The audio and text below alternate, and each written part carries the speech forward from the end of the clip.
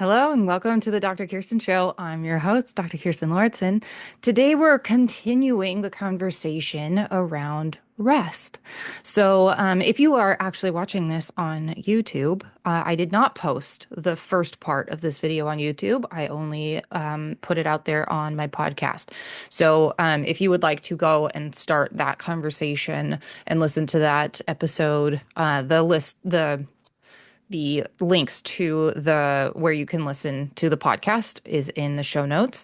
And sometimes I'm a mom. That's how it goes. And I'm just not always video ready. So sometimes it's just easier to record an audio. Head on over there, follow on both platforms. And yeah, you'll be able to get all of the things.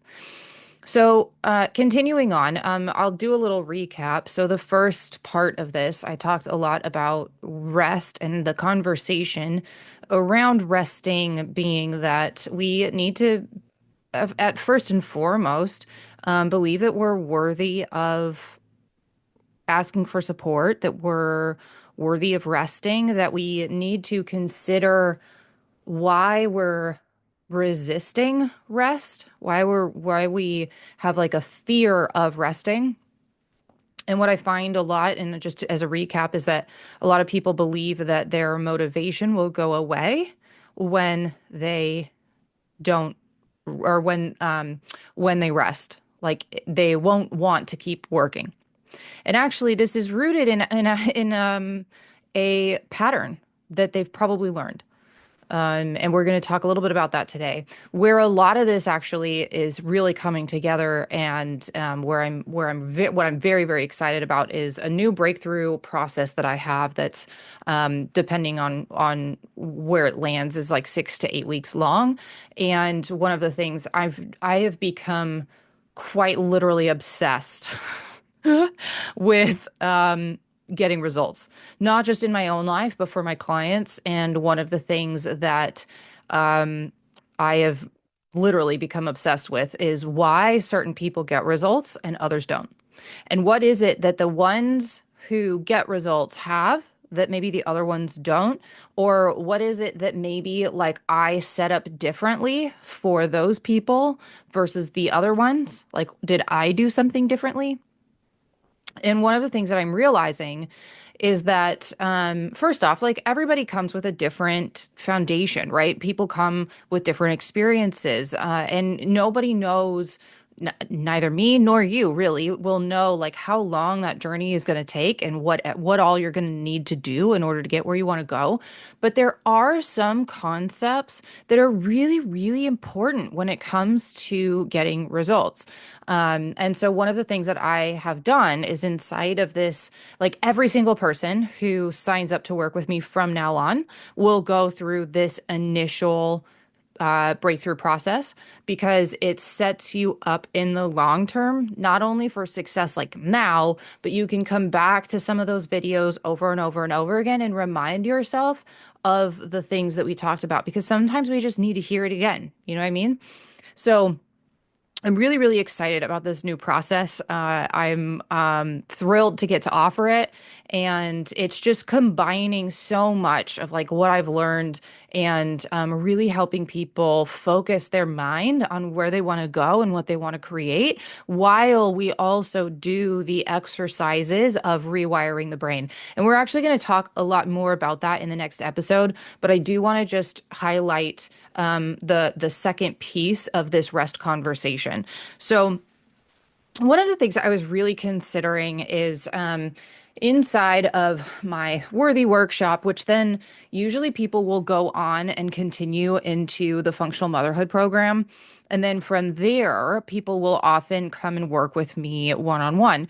And I was really considering what it is that, like I had a client just recently who last year basically like went through that whole process. And I was thinking about how different the conversation has been when she's in now in one-on-one coaching, private coaching versus where we started when she was reaching out to me about the Worthy workshop. And one of the things that I found so fascinating is that one of the things that we talk about in the Worthy Workshop is all about not only like learning to meet your own needs, because the thing is that a lot of people outsource their needs onto other things and other people. Like I want you to think about that for a second. Like if you expect your kids to be and act a certain way because they're your source of happiness, that's putting a lot of expectations on your kids, right? Or if we are expecting our spouses or somebody else to meet those needs for us, like that we're worthy or that we're enough or that we are significant and important, that we are loved and connected. If you are expecting other people to be that source for you, it's gonna get really heavy for the other person. And you know what ends up happening? They get burned out, and sometimes the worst happens, which is that they will leave. And that is one of the reasons why relationships end, is because one person is continuing to outsource meeting their own needs onto the other person. So this is a conversation that we have inside of the Worthy Workshop, because no matter what problem you have, it really comes down to a few things. One, stress. Two, it comes down to emotional control or regulating your emotions and the lack of it. And then the third is believing that you are worthy or capable of having what you want. It's literally that simple. Those three things. Now, inside of all of that, we start looking at, do you actually believe that you're safe, right, in order to create the results and all of those kinds of things, which we're actually going to talk about in the next episode. But it is really important that we consider that we are like those three things. And the reason why I created the Worthy Workshop is because what I realized was that that was the conversation that needed to happen first. Because you need to believe that you're worthy of getting what you want. You need to believe that you are worthy and capable of creating the health that you want, of feeling freaking amazing. You need to believe that you are worthy of having the relationship that you want, or that you are like literally everything revolves around knowing that you are good enough and worthy of receiving what you want. The other thing, and then where this particular client, where this is something that shows up a lot, is that people don't believe that they are worthy of receiving support. And it's not just about asking for support, but also receiving it. And if you don't ask for support, and you're doing it all alone, it's just a lot harder. It's a lot harder. And I'll tell you this, like nothing in nature exists in isolation. None of it, right? Everything is well supported. Everything has a rich web of resourcing. Yeah? So it's really, really important that we consider whether, like, what our belief systems are around support and asking for it and then receiving it, which is a big part of what we're going to talk about today. But the next piece of what I found is that so that's where the conversation started, is like, okay, we need to believe that we're actually worthy of receiving, or that we're worthy of asking for support, we're worthy of receiving it, and that we can point our focus on where we want to go, like putting a spotlight on like where we want to go, intense focus on what we want to create, versus just like turning a light on and scattering light everywhere. We are taking a very specific beam of light and we're focusing it on exactly what we want. It's really powerful when you tell your mind with specificity where you want it to go. So then when the conversation shifts, once you have that, now inside of functional motherhood, we start diving into values. We start diving into identity. We start diving into emotional control. We start diving into regulating your emotions and what it looks like to create space in your nervous system so that you have capacity. This is one of the most important things when it comes to burnout, when it comes to overwhelm, when it comes to creating the health that you want, when it comes to literally any problem that you have in your life. If you don't want to yell at your kids as much anymore, if you want to make $1 million, like if you want to change jobs, if you want to start being an entrepreneur, create a career that you've always wanted, if you want like literally any problem that you're facing in your life, that you want something different, whatever you want to create, it requires that you have not only emotional control, but also that you have the space to do it and the capacity to do it. One of the main causes of burnout is obviously stress. But what is stress? It means that your mental, emotional, cognitive, your physiological load is so high, it's gone over your body's ability to cope. Straight up. So, what are we going to have to do? We're going to have to expand. We're going to have to grow. We're going to have to create capacity and then build safety. Yes? If you understand this concept, you can do anything that you want. If you've been struggling with losing weight, if you've been struggling with, I mean, literally anything, capacity, capacity, capacity, and making sure that your mind, emotions, body are all in alignment with knowing that you are safe. It's literally that simple. And so one of the things that we do inside of functional motherhood is we create space. So with a lot of people who, we talked about this in the first episode of the series where we talked about rest and we talked about like the mental spirals that happen where you are, obsessed with your to-do list and you have such a hard time just setting that aside and being able to just be present and to rest and to rejuvenate. And instead your mind is just going and going and going, or you're worrying about other people, you're worrying about other things, this like constant mental load, right? That is just constantly going. That's really, really hard for your body to sustain, and it costs you a lot of energy. It also costs you a lot of energy to keep up with the anxiety and the emotional pieces that come along with that. And your body is literally like your mind is spending and using up a ton of energy to maintain those things and those stories. And it is an excessive amount of energy.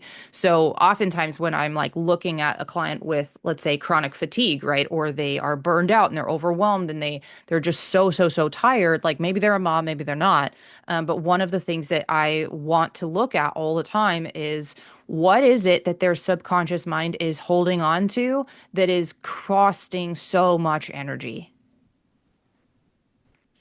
Super, super important. So inside of functional motherhood, that is one of the conversations that we have, and that is one of the main goals of that entire program is to help you create space. It's to help you to create space so that you can build your capacity so that you can grow. I actually think that this concept right here is one of the reasons why the postpartum phase feels so hard.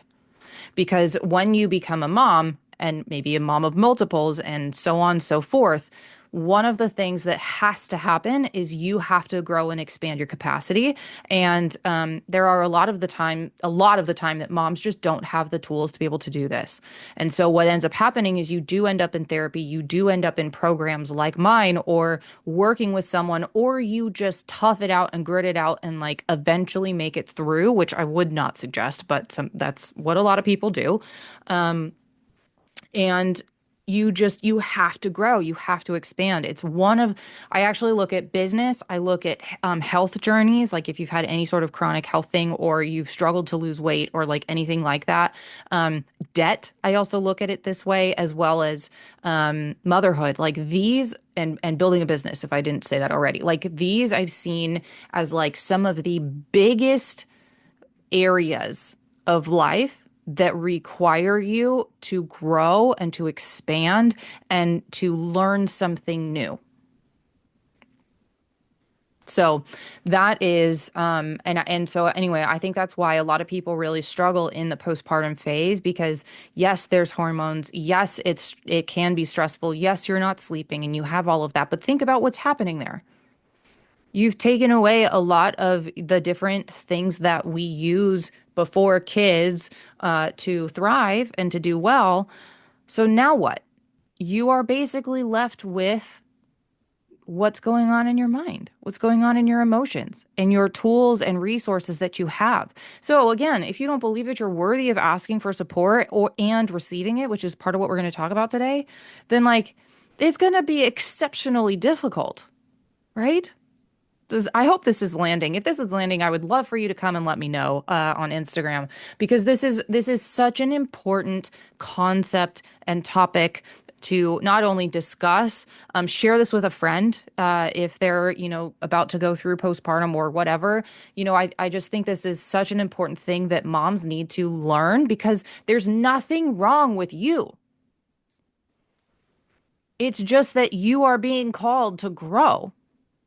And the more that you resist it, the harder that is going to be, right? So this is why inside of that program, and especially too, when I have a mom that comes to me in postpartum to work privately, like these are the things that we do because we have to create space and capacity. Otherwise, you're going to get stuck in the burnout and overwhelm and overstimulated and like touched out, like you're in resentment, like you're going to get stuck in that pattern most likely over and over and over again. And I don't want moms to have to experience that because there's another way. There's a entirely better way, actually. One where, like, yes, it happens. Like, motherhood is hard. I'm not gonna not say that, right? Like, it is, but there's so much more joy, so much more fulfillment. There's so much more presence and just like fun that gets to be there than being stuck in this like burned out, overwhelmed, angry, frustrated, guilty cycle that people get stuck in. Um, and like if you're there, like I get it. I get it. I was at the 10 month postpartum, like I struggled. And I really had to lean on the tools. I had to lean on my support systems. And even then, I found this really interesting is that the support systems that I thought I had, um, they actually weren't there as much as I didn't, um, how do I say this? Like they just, what I thought, like how I reached out, I didn't actually say enough that like I needed help. People just thought I was just like reaching out. So I really find that this is why it's really, really important to have tools, right? Is because sometimes you might think that like, oh, my support system failed me, so I am unsupported. Not necessarily true. Sometimes our communication just needs to change a little bit, right? Again, growth, opportunities, curiosity. What can we do to view these things in a way that doesn't, and again, too, like really important, if you believe that you are unsupported, then what are you going to get more of? That you're unsupported, right? These internal representations. So what I mean by that is like the mental images, the mind maps, like what we create, the models in our mind, whether they're negative or positive, come from beliefs. And you get to face those up close and personal, and your emotions and all of those things in like the postpartum phase. So it's the first year postpartum, but you will see it throughout your entire time as a mom. But I also believe that these also show up in our health. They show up in business. They show up in like our journeys through our careers, right? Like these are all opportunities to grow, to look at ourselves, to change our patterns, to get more of what we want. So then from the functional motherhood conversation, then we end up in private coaching. And I just love it. I love it because the conversations shift. They change. So whether you come into this and you go through that and then you land in the new breakthrough method that I have, or we're just continuing the coaching and the conversation into private coaching, one of the things that I love about how that conversation has now shifted is that not only now are we've looked at, we've created space, we've released and created more emotional control, right? We know that we're worthy, we know that we're worthy of creating what we want, we know that we're capable. Excuse me. We know that we're capable. We know that we're worthy of having support and asking for it and receiving it. But then the conversation gets deeper, right? Now we start taking a look at, okay, not only do we need to believe that we are worthy of asking for and receiving support, but also we need to be able to open up to receive rest. And really, this conversation goes deeper into opening up to receive. I think people have a really hard time. Some people have a really hard time receiving and feeling open enough and safe enough to receive. And the layers on this go deep. One thing that I see often here is that there tends to be, we're going to talk about like martyring ourselves, but also the all or nothing thinking. I see this a lot in the health world that we need to be and do and have it all, that we're either all in or we're out. This is like I'm on the paleo wheel and I'm doing all the challenges and then I'm completely off and like yo-yo dieting, like we're on or off and that's all we get. Folks, that is a trauma response. Plain and simple. Trauma response. That that is something that needs to be addressed. And that's actually something that we do in the second appointment of my breakthrough, my deep dive private coaching breakthrough session is we help to release parts of where that trauma came from. But that's what all or nothing thinking really is. And what's interesting is that, it's not just this all or nothing thinking, but it's also looking for this journey to be perfect. And I always find that so interesting because people start to really focus on, well, I need to be perfect. I like this journey needs to look perfect. But when what happens is when you are focused on perfectionism over doing your best and just being exceptional at what you do and who you are and all of those things, perfectionism robs you of the greatness of being great at what you do. And okay, this is why inside of either way, whichever way you go, whether you work with me in private coaching or you work with me in the functional motherhood, like we look at your values because knowing your values is so critical.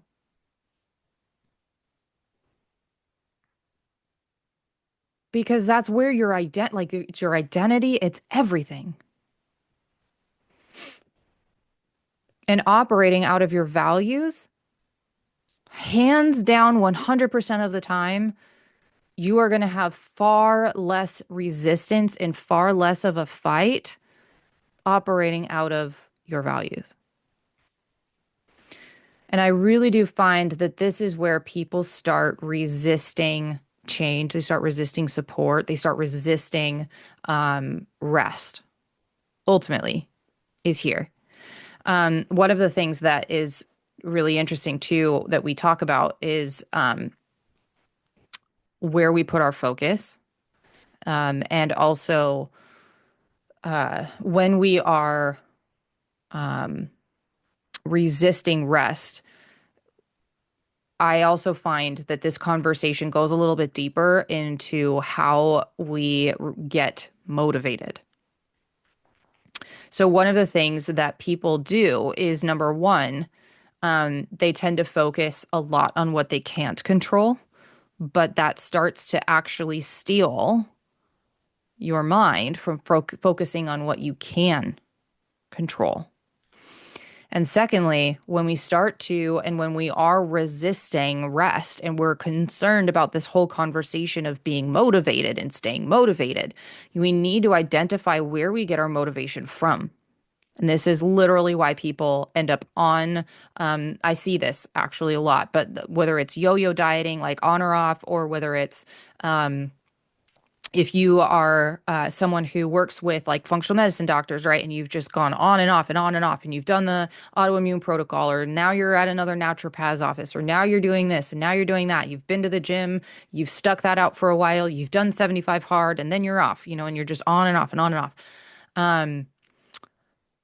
One of the things that's really motivating for people is pain. And one of the things that you need to be able to do if you actually want to see a long-term support, and this is why I have started to move all of my containers to longer term support, 6 months, 1 year packages and containers, is because what I've realized is that at first you sign up because you're in pain. You want to lose weight. You don't like how you feel. You want to have more energy. You no longer want to yell at your kids. You don't want to be in this constant go, go, go rat race, like exhausted, burned out, overwhelmed state anymore. You don't want to have autoimmune disease anymore. You don't want to have the symptoms of migraines and endometriosis, right? Like pain is your biggest motivator. But eventually that has to shift. Eventually, the motivation has to come from somewhere else. Eventually, your motivation really needs to come from where you want to go, what you want to create. And that is really, really important. Because also this is where people will tend to create the pain again, right? So you gain the weight back, or you feel the guilt, or you get stuck in the negative mental spirals, or you notice your symptoms getting worse because you're eating foods that inflame your symptoms, right? Or you start to get the bone pain again, that suggests that maybe you're not doing as well as you wanted. But when we are able to shift, when you become fixated, right, we put that spotlight on what you want. When you shift from the pain to focusing on where you want to go, telling your mind, this is what we are creating, and these are the things that we need to do, like we need to work on these beliefs, we need to clear these emotions, we need to stay motivated by focusing on learning to focus on where you're headed. That is when you are no longer linking your motivation to pain. And instead, you start linking your motivation to pleasure, right? To joy, to becoming the person that you want to be, to having the results that you want. That right there is the key. So this is the same thing when it comes to this conversation of rest. Where are you resisting resting? Because if you are stuck in this pain cycle of like, I've got to go, go, go, and I have to do all of these things, and rest means that I'm going to lose my motivation, therefore, I'm not going to actually do the thing. Like, folks, we've got some work to do. If that is where you're at, you have to learn how to shift out of pain being your motivator and learn how to focus your mind on where you want to go and getting your motivation from seeing the progress, staying positive, staying focused on what you want, which means also that you're going to come up front and center and close with the stories that your brain is going to tell you, right? I'm worthless. I can't do this. Nothing's ever worked for me. I give and I give and I give, and I don't allow myself to receive. It's the martyrs thing, right? If that is you and you find yourself feeling resentful of others because you give and give and give and never allow yourself to receive, you're most likely doing something that not only resists receiving, but it's also blocking other people out of actually supporting you. Oh boy. And here's the thing. If you want to become the mom, if you want to become the that you want to be, if you want to become the leader in your life that actually helps you create what you want, whether that's in business or creating the health that you want, like you have to learn how to lead yourself. It's the whole point. All of this, like you have to learn how to lead yourself. And sustainable growth and leadership, you must also be able to receive at the level and the depth of how much you give. And folks, if I'm talking to healthcare providers, like, guys, this is where burnout comes from. Because you give and you give and you give and you give and you never receive. And I'm saying that this isn't because somebody else doesn't offer to give you something or to take care of your kids or whatever. Like, this is because oftentimes you're resisting receiving at some level.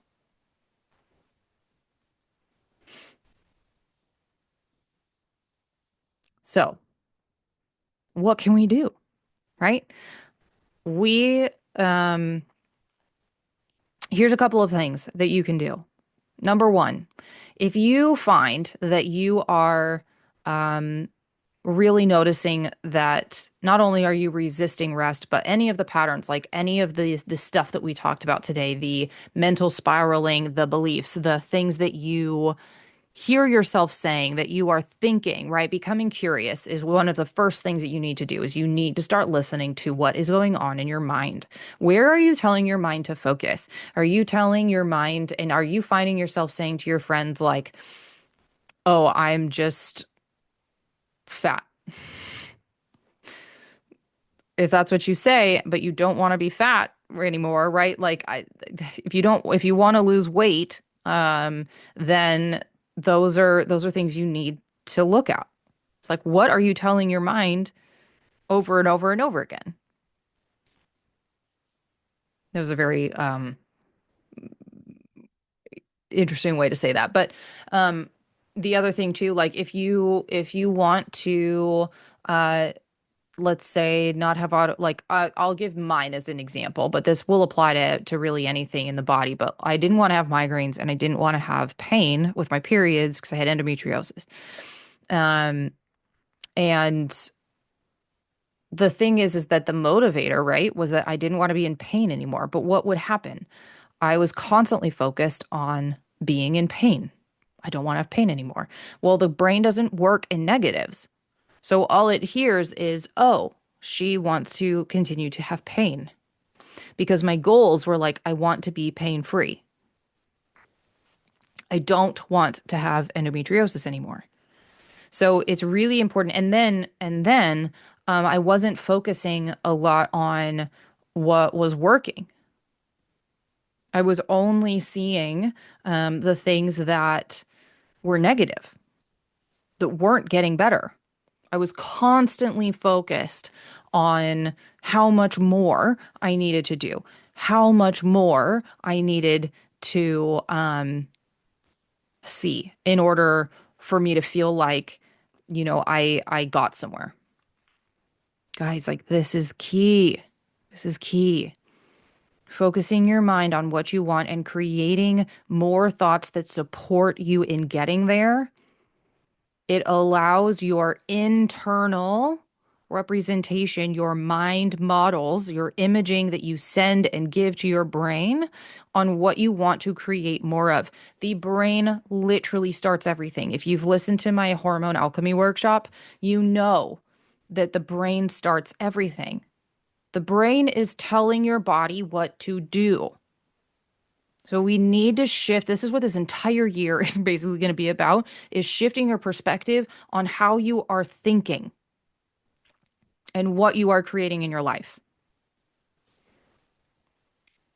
It's it really, I mean, you have to have the foundation of health. You have to have the foundation of eating food that actually supports your body and your health and nutrition. You need to be sleeping well. You need to, all of these things, like the body does need, to have gut health. It does need to be supported in those ways. Like we need to, quit smoking or quit tobacco if we think, if we have, inflammation in the body, right? These are all things that are really, really, really important that we must be doing.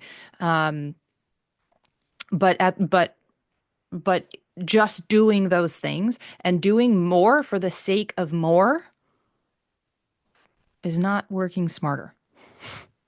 And you can do more and you can do more and you can do more and you can try and try and try to get where you want to go. But if your brain is not in alignment with feeling safe and that it is possible for you and that you are worthy of achieving what you want, it all has to be in alignment with where you want to go.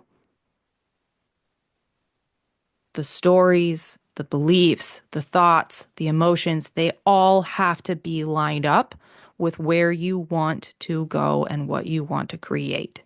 Not what you don't want, with what you do want.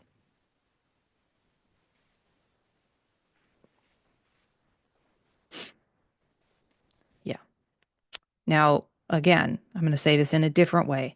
Does this mean that we can do all of the mindset and subconscious work and all of those things and still be eating junk food and end up healthier? Maybe, but most likely you're still going to need to do some of those things, right? Of like eating more vegetables, eating more fruits, eating more good quality protein, changing um, lifestyle things, moving more, exercising. Now, taking certain supplements, right? Like those things are still going to be very important. That foundation must be there. Whether it's also, this is the same thing in like business, right? Is like, yeah, you can do all the mindset work and the la-di-da things, which I don't mean to undermine that, but like you can do all of the mindset work, and you can work on your subconscious mind and like you can do all of that work, but the business also has to have systems. It has to be able to, there has to be a foundation there, right? For to build from. Um, that all has to be there. So, I'm not saying that, we I yeah, well, I'm not going to get on off on that tangent. You get what I mean. You need to have the foundation there. There are going to be things that you have to do. But the problem is when we're doing them from a place where we are over capacity, we are in a sympathetic, stressed out state where we already are at capacity. We don't have space to actually be able to heal and to rest. You're not resourced. So you're going to be doing a whole lot of things that just add on top of the capacity, overcapacity that you're already at. Does that make sense?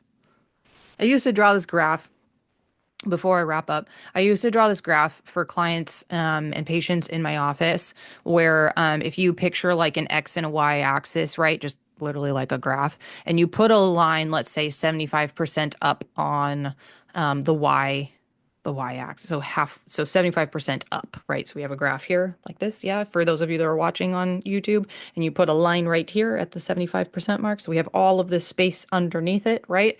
That, you can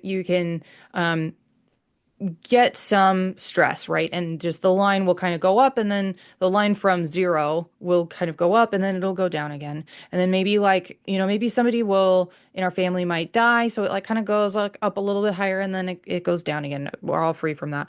Or maybe, kids get sick. Maybe you get a little bit sick and it's not that big of a deal. Maybe, jobs switch, right? Or maybe you switch bosses and kind of stress goes up, but then things kind of level out and then they go down. But let's say we are eating foods that aren't really supporting our health and they're increasing inflammation. So now we're kind of trending at like this. We're trending at like 20% up the line, right? Then let's say we also are pretty sedentary. We're not working out. We're sleeping horribly, waking up multiple times a night, getting very little sleep. Okay, well that line now is trending at about 40%, right? Well, that's kind of just where our new neutral is. Now let's say we lose our job. Again, we're all free from this, but like let's say we lose our job, or let's say like we just get bill upon bill upon bill upon bill of like the car things, and then this thing, and then that thing, and then and then there's a health thing, and it's just they just stack up and up and up.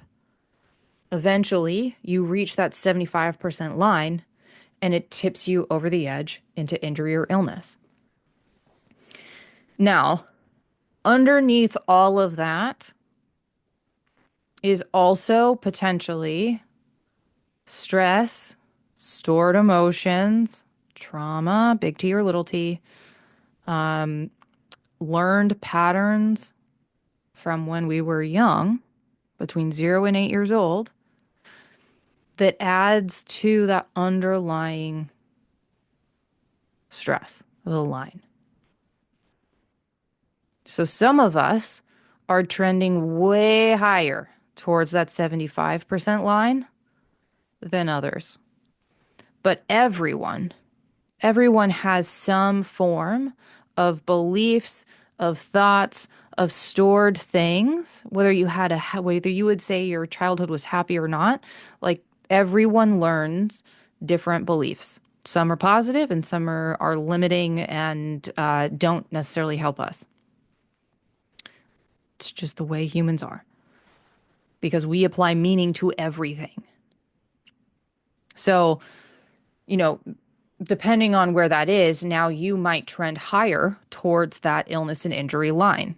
This is what I would explain to athletes all the time because, like, maybe you are doing, all of these things to take care of yourself, but something is going on in your life where it's really hard to move forward, or you're having a really hard time being able to make a decision anything like that, and then they get an Achilles tendon injury. Well, one of the things that is tied to Achilles tendon injuries is this inability to move forward.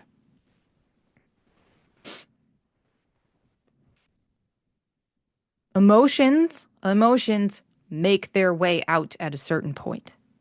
They do. Whether it be through injury, through illness, like the brain creates these things. Autoimmune disease, really commonly associated with anger that is like stored and unresolved because somebody along the lines told you that being angry is not okay. So there's a lot of repressed anger. And also being someone who you aren't. Like you learned to please everybody else. You learned to just basically fall in line with what other people, who they want you to be, how you need to be, how you need to act. That is at the root, oftentimes, of autoimmune disease.